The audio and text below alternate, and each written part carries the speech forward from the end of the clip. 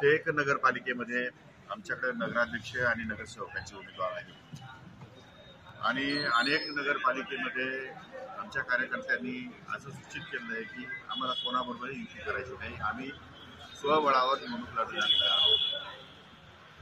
तत्रात जिथे कमी पडेल त्या ठिकाणी जर कोणी निवडणुकीला या ठिकाणी युती करण्यास तयार असेल तर त्याचा विचार या ठिकाणी निश्चितपणे केला जाईल. परंतु आजच्या घडीला आमच्याकडे या रावेर लोकसभा मतदारसंघाच्या सर्व नगरपालिकांमध्ये जवळपास 10 नगरपालिका आहेत. 10 नगरपालिकांमध्ये आमच्याकडे पूर्णपणे उमेदवार पूर्ण कॅपॅसिटीने उमेदवार आहेत. एका दोन ठिकाणी 2-4 उमेदवार कमी जास्त असतील ते 2 दिवसामध्ये त्याची भर आम्ही निश्चितपणे काढू आणि कोणत्याही परिस्थितीमध्ये मेजॉरिटीने राष्ट्रवादी काँग्रेस पक्ष हा पुढे असेल हे मी आपल्याला खात्री सांगतो. सामाजिक वगैरे काही आम्ही बघत नाही. आमचे जिल्हाध्यक्ष नेमाडे ते आणि त्यांच्याबरोबर ते भुसावळचेच आहेत.